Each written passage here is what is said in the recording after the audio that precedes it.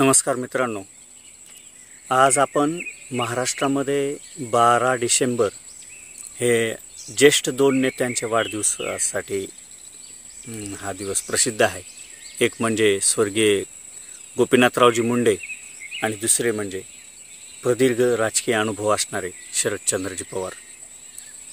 दोन्ही नेत्यांचं वैशिष्ट्य हे फार महत्त्वाचं आहे आणि त्या दोघांचंही महाराष्ट्रासाठीचं योगदान फार मोठं आहे।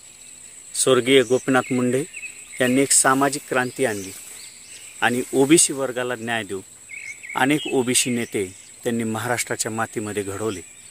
अतिशय बीड जिल्ह्यातील अतिशय सामान्य कुटुंबातील गोपीनाथरावजी मुंडे यांनी बलाढ्य अशा प्रस्थापित लोकांसोबत लढा घेत त्यांच्या विरोधात एक ओबीसी समाजाची मोठी फळी तयार केली आणि त्याचसोबत गोरगरीब मराठ्यांना एकत्र घेऊन फार मोठं संघटन निर्माण केलं। भारतीय राजकारणामध्ये सुद्धा त्यांनी एक वेगळा ठसा निर्माण केला असता, परंतु दुर्दैवानं कालानं घाला घातला आणि गोपीनाथ मुंडे आज आपल्या महाराष्ट्रामध्ये हयात नाहीत। तर अशा गोपीनाथरावजी मुंडे यांना आज त्यांच्या जयंतीनिमित्त विनम्र अभिवादन। दुसरी व्यक्ती म्हणजे शरदचंद्रजी पवार। आज जो महाराष्ट्र शरदचंद्रजी पवार यांना पाहत आहे, तर पवार साहेब म्हणजे एक प्रस्थापित नेते आहेत। त्यांचं राजकारणामध्ये फार मोठं प्रस्थ आहे, परंतु एकेकाळी पवार साहेब सुद्धा अशाच पद्धतीनं सामान्य कुटुंबात जन्मलेली व्यक्ती होती, ज्याने महाराष्ट्रामधल्या अनेक प्रस्थापितांच्या विरोधात लढा देऊन स्वतःचं स्थान निर्माण केलं होतं।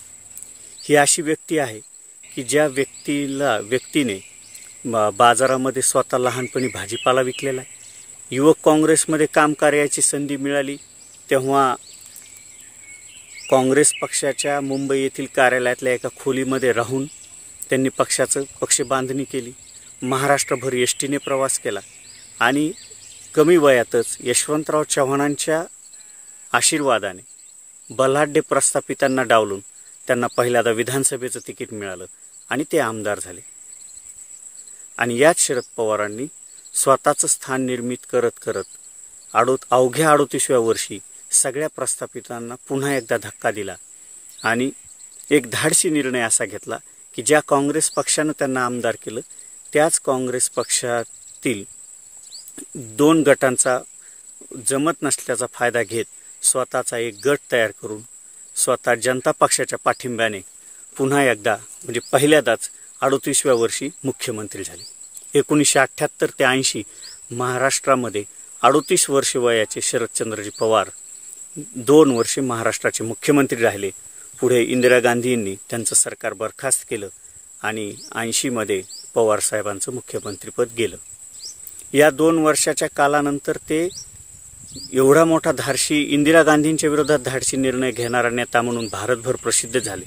विरोधी पक्षांनी त्यांच्या देशभर वेगवेगळ्या ठिकाणी सभा लावल्या, परंतु नंतर इंदिराजींच्या हत्येनंतर राजीव गांधी ज्यावेळेस पंतप्रधान झाले, राजीव गांधींनी स्वतःसोबत एक युवा तरुण पिढी पाहिजे म्हणून शरद पवारांना पुन्हा एकदा पक्षामध्ये येण्याचं निमंत्रण दिलं आणि पवारसाहेब पुन्हा एकदा महाराष्ट्राच्या राजकारणामध्ये काँग्रेस पक्षासोबत पुन्हा गेले आणि पुन्हा एकदा त्यांना काँग्रेसनं 1988ला दुसऱ्यांदा मुख्यमंत्रीपद दिलं। शरद पवार दुसऱ्यांदा मुख्यमंत्रीपद झाले ते 88 ते 91च्या दरम्यान।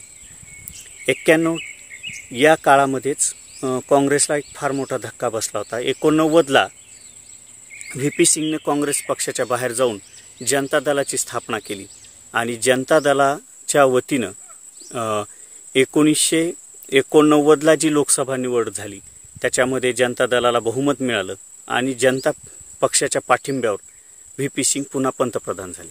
1989 ते 91 व्ही.पी. सिंग 89 ते 90 व्ही.पी. सिंग पंतप्रधान राहिले।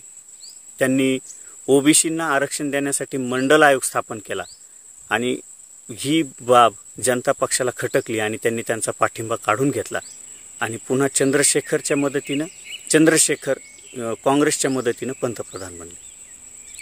काँग्रेसने 91ला त्यांचा पाठिंबा काढून घेतला। लोकसभाच्या निवडणुका लागल्या तेव्हा शरद पवार यांचं वय होतं 51, ते महाराष्ट्राचे मुख्यमंत्री होते राजीव गांधीच्या अध्यक्षतेखाली पक्ष निवडणुका लढवत होत्या. एक टप्प्यातलं उत्तर भारतातलं मतदान झालं होतं, दुसऱ्या टप्प्याच्या निवडणुका सुरू होत्या आणि तमिळनाडूमध्ये राजीव गांधी यांची लिटे समर्थकांनी हत्या करून आणली. मग ही जी 91ची वेळ होती ती अतिशय म्हणजे मोठी दुर्घटना होती ती, आणि पक्षासाठी पण अडचणीची वेळ होती. कारण की पक्षामध्ये सोनिया गांधीचा राजकारणात प्रवेश झालेला नव्हता. राजीवजींची मुलं ही लहान लहान होती. पक्ष कुणाच्या हातात द्यावा हा सर्व काँग्रेसवाल्यांच्या मनामध्ये प्रश्न निर्माण होता. काँग्रेसमधील काही ज्येष्ठ नेते होते, तर त्यांच्यामध्ये पण हा संभ्रम होता की नेतृत्व कुणाकडे जाईल. अशावेळी काँग्रेसचे गांधी घराण्याशी एकनिष्ठ असणारे माखनलाल फोतेदार, धवन ह्या सगळ्यांनी सोनिया गांधींना आग्रह धरला. परंतु सोनिया गांधींनी राजकारणामध्ये येण्यास नकार दिला. त्यावेळेस डॉक्टर शंकर दयाळ शर्मा हे उपराष्ट्रपतीपदी होते. त्यांना पक्षाने आग्रह धरला होता की तुम्ही पक्षाचं नेतृत्व करावं, परंतु शंकर दयाळ शर्मा यांनी सुद्धा वयाच्या कारणानं नकार दिला. कारण की त्यांना असं वाटत होतं की आपण आता उपराष्ट्रपती आहोत आणि भविष्यात राष्ट्रपती होऊ शकतो, म्हणून त्यांनी नकार दिला. पक्षाचा अध्यक्ष कोणाच्या नेतृत्वाखाली दुसरा टप्पा लढायचा हा प्रश्न होता. आणि अशा वेळेस राजीव गांधींनी तरुणांना महत्त्व दिले असल्यामुळे ज्येष्ठ नेते थोडे मागं पडले होते. त्यातलेच एक नेते होते पी.व्ही. नरसिंहराव.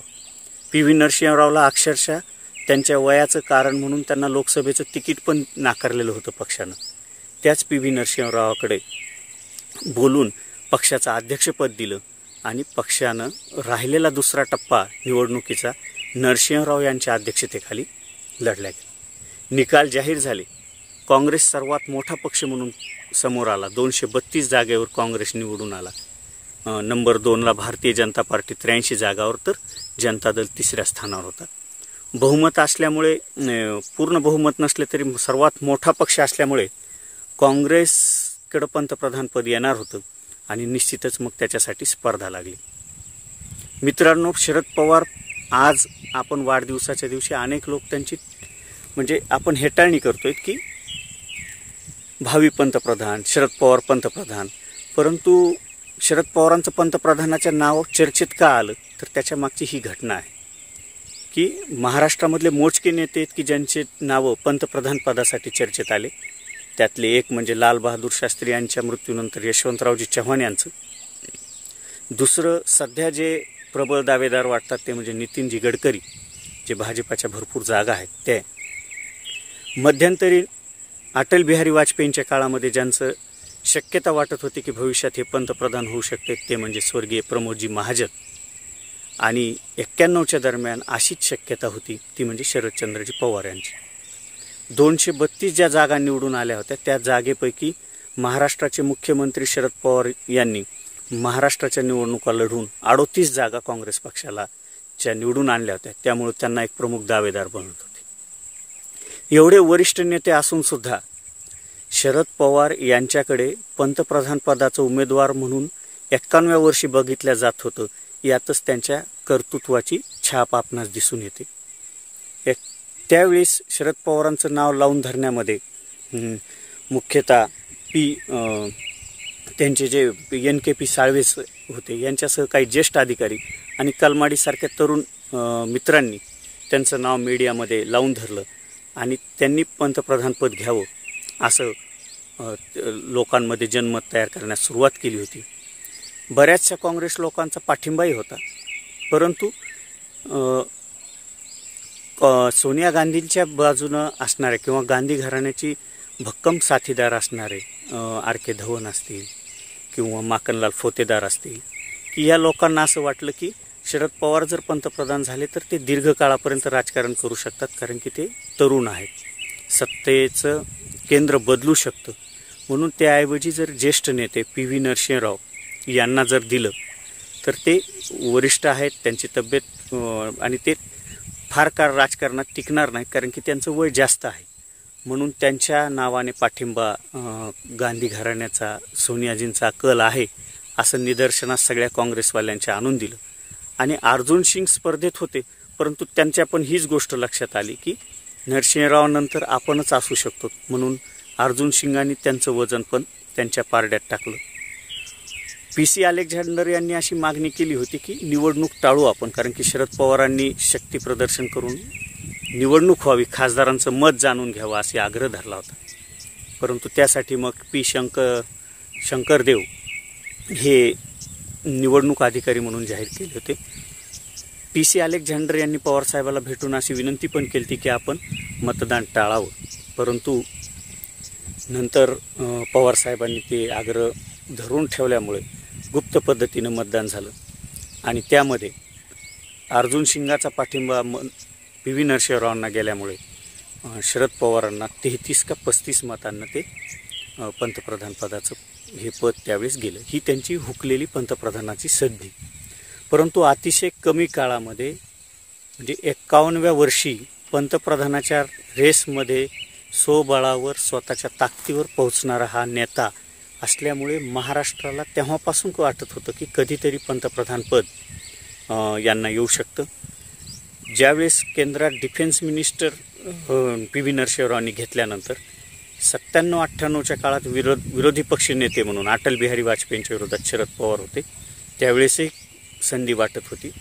असं ठीक आहे, पवारांना हुलकावणी दिली, त्याच्यामागे कितीही कारणं असू शकतात, परंतु महाराष्ट्राच्या मातीमध्ये जन्मलेल्या ह्या सुपुत्रानं पंतप्रधान पदाच्या रेसमध्ये नाव ठेवून स्वतःचं 80 वर्षाचं राजकारण जिवंत ठेवलेलं आहे. फक्त पवारांचे काही गोष्टी पटतही नसल्या तरी, कारण की पवारांचं राजकारण म्हणजे ममता बॅनर्जीसारखं लोकनेते नाहीत किंवा बाळासाहेब ठाकरेंसारखे नाहीत किंवा इंदिरा गांधीसारखे नाहीत की त्यांनी म्हणाल त्या सामान्य जनतेपेक्षा त्यांनी गड किल्लेदारांना ते महत्त्व दिलेलं आहे आणि ते गड किल्लेदारांचे नेते वाटतात. कदाचित त्यामुळे त्यांना संपूर्णपणे आतापर्यंत महाराष्ट्र पण काबीज करता आलेला नसेल, परंतु एक महाराष्ट्राला त्यांनी एक वेगळी दिशा दिली आहे, ती म्हणजे विकासाची दिशा. आज लोकप्रियतेच्या भरोशावर अनेक नेत्यांचे राज्य बर्बादीकडे जात असताना एक रोजगार, उद्योगधंदे, कलाक्षेत्र ह्या सर्व क्षेत्राला मध्ये एक विकासाची दिशा देऊन शरद पवारांनी महाराष्ट्राला एक फार चांगल्या दिशेवर किंवा वाटेवर आणून सोडल्याचं काम शरद पवार यांनी केलेलं आहे. फार मोठं नेतृत्व आहे. 80 वर्षाचे झाले. 1940ला जन्मलेले शरद पवार 1978ला पहिल्यांदा मुख्यमंत्री झाले आणि 1998-99ला विरोधी पक्ष नेते झाले. 12 वर्षे केंद्रात मंत्री राहिले, 2 वर्ष संरक्षण मंत्री आणि तब्बल 10 वर्ष कृषी मंत्री राहिले. या नेत्यानं महाराष्ट्राच्या विकासामध्ये एक फार मोठं योगदान दिले आणि सर्वात शेवट म्हणता येणार नाही, कारण की आजही ते स्वतःला तरुण मानतात. तर या सर्वात शेवटी महाराष्ट्राच्या जोडतोडीच्या राजकारणामध्ये आणि एक धडाडीनं कुठलाही निर्णय घेण्यामागे त्यांची जी ओळख आहे ती त्यांनी महाराष्ट्राला पुन्हा एकदा 2019 मध्ये दाखवून दिली. आणि कुणालाही स्वप्नात वाटत नव्हतं की शिवसेना, काँग्रेस आणि राष्ट्रवादी एक होतात.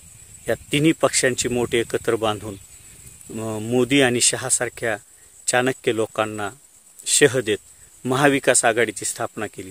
अशा शरदचंद्रजी पवार यांना दीर्घायुष्य लाभो हीच ईश्वरचरणी प्रार्थना करतो आणि त्यांच्या वाढदिवसांना निमित्त लाख लाख शुभेच्छा. धन्यवाद.